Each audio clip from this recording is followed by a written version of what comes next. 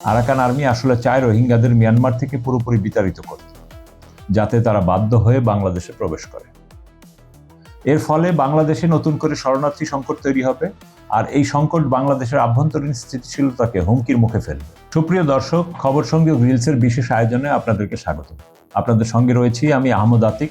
আমাদের অনুষ্ঠানটি আপনারা পৃথিবীর কোন প্রান্ত থেকে দেখছেন কমেন্টে জানান, আমরা আপনার মতামত শুনতে চাই। চলুন তাহলে আজকের অনুষ্ঠান শুরু করি। মালয়েশিয়ায় রোহিঙ্গা বিদ্বেষ উস্কে দিতে বিশাল ক্যাম্পেইন চালিয়েছে ভারত, সঙ্গে ছিল আরাকান আর্মি। উদ্দেশ্য বাংলাদেশকে চাপে ফেলা। মালয়েশিয়ায় যে রোহিঙ্গা বিরোধী ঘৃণামূলক প্রচারণা চলছে তার পেছনে রয়েছে ভারত পরিকল্পিত গভীর চক্রান্ত। আরাকান আর্মি আসলে চায় রোহিঙ্গাদের মিয়ানমার থেকে পুরোপুরি বিতাড়িত করতে, যাতে তারা বাধ্য হয়ে বাংলাদেশে প্রবেশ করে। এর ফলে বাংলাদেশে নতুন করে শরণার্থী সংকট তৈরি হবে, আর এই সংকট বাংলাদেশের আভ্যন্তরীণ স্থিতিশীলতাকে হুমকির মুখে ফেলবে। আরাকান আর্মি চায় রোহিঙ্গা বিরোধী এই আন্দোলন আরও তীব্র হোক, যাতে বাংলাদেশের উপর চাপ বাড়ে এবং তারা আলোচনার টেবিলে বসতে বাধ্য হয়। অন্যদিকে ভারত এই ক্যাম্পেইন চালিয়ে বাংলাদেশকে দুর্বল করতে চায়, কারণ সংকট বাড়লে বাংলাদেশের ভেতরে অস্থিরতা তৈরি হবে। এতে আওয়ামী লীগের পুনর্বাসন সহজ হবে, অথবা অন্তত বাংলাদেশকে এমন চাপের মুখে ফেলা যাবে যা সরকারকে দুর্বল করবে, আর দুর্বল এবং নিজের সমস্যায় জর্জরিত সরকার তো ভারতকে যে কোনো ইস্যুতে চ্যালেঞ্জ করতে পারবে না।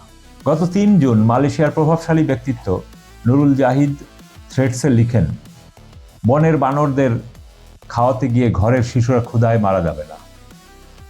এরপর নেগেরি সেম্বিলানের ইসলামিক অ্যাফেয়ার্সের জেলা কর্মকর্তার ফেসবুক গ্রুপে 50,000 সদস্য রোহিঙ্গাদের ড্রাইভিং লাইসেন্স না দেওয়ার দাবি জানান।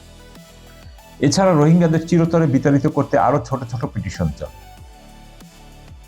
ইউনিভার্সিটি কেবাংসানের অধ্যাপক ডক্টর সালাওয়াতি পডকাস্টে বলেন, মালয়েশিয়ার উচিত রোহিঙ্গাদের গুলি করা। সংক্ষেপে বলতে গেলে ভারতীয় সেল এবং স্থানীয় তামিল ভারতীয়দের সমন্বয়ে বিভিন্ন বট আইডি থেকে রোহিঙ্গাদের বিরুদ্ধে ব্যাপক প্রচারণা চালানো হয়। এই সুযোগে মালয়েশিয়াতে থাকা মিয়ানমারের রাখাইন কমিউনিটি ও চীন স্টেটের মিয়ানমারের একটি প্রদেশ কিছু সেলকে সক্রিয় করে এই আন্দোলনকে রাষ্ট্রীয় সমস্যায় পরিণত করে। তারা মানুষকে ভয় দেখায়, রোহিঙ্গারা এখানেই থেকে যাবে, তারা তোমাদের ভাই না, তারা তোমাদের খাবার কেড়ে নেবে, এমনকি তোমাদের দেশ দখল করবে, এসব কথা ছড়িয়ে দেওয়া হয়। পরবর্তীতে এই দুই মুসলিম বিদ্বেষী গোষ্ঠীর ইন্ধনে এই রোহিঙ্গা বিরোধী আন্দোলন রাষ্ট্রীয় ইস্যুতে পরিণত হয়। এর সঙ্গে যুক্ত হতে থাকে বিভিন্ন শ্রেণীর মানুষ ও পলিটিক্যাল এজেন্ডা, যার মধ্যে সরকারকে চাপে ফেলা, এমনকি মালয়েশিয়া থেকে UNHCRকে চিরতরে বিতাড়িত করার দাবি পর্যন্ত করায়, যাতে সরকারের সঙ্গে আন্তর্জাতিক কমিউনিটির একটি সংঘর্ষ হয়।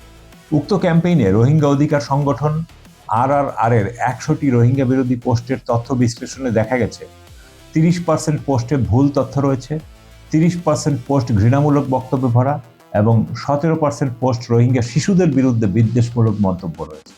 অবস্থার গভীরতা বিবেচনায় হিউম্যান রাইটস ওয়াচের ব্রায়নি লাউ বলেন, সরকারের উচিত শরণার্থী নীতি জনগণের কাছে স্পষ্টভাবে ব্যাখ্যা করা। কারণ গত জুনে প্রধানমন্ত্রী আনোয়ার ইব্রাহিম বলেন, নেপিদো প্রক্রিয়া বাধাগ্রস্ত হওয়ায় রোহিঙ্গাদের আপাতত ফেরত পাঠানো সম্ভব হচ্ছে না। তাই প্রমাণ ও তথ্য উপাত্ত থেকে পরিষ্কার বোঝা যায়, এই রোহিঙ্গা বিরোধী প্রচারণা শুধু মালয়েশিয়ার আভ্যন্তরীণ বিষয় নয়, বরং এটি ভারত ও আরাকান আর্মির যৌথ অপারেশন। আরাকান আর্মি চায় রোহিঙ্গাদের বাংলাদেশে ঠেলে দিয়ে দেশটিকে অস্থিতিশীল করে তাদের সঙ্গে এক টেবিলে বসাতে, আর ভারত চায় এই সংকটকে পুঁজি করে আওয়ামী লীগের পুনর্বাসন করতে এবং বাংলাদেশকে দুর্বল রাখতে। আজ মালয়েশিয়ার রাজনৈতিক দল ও প্রভাবশালী ব্যক্তিরা হয়তো জানেন অথবা না জেনেই এই এজেন্ডায় অংশ হয়ে উঠেছে।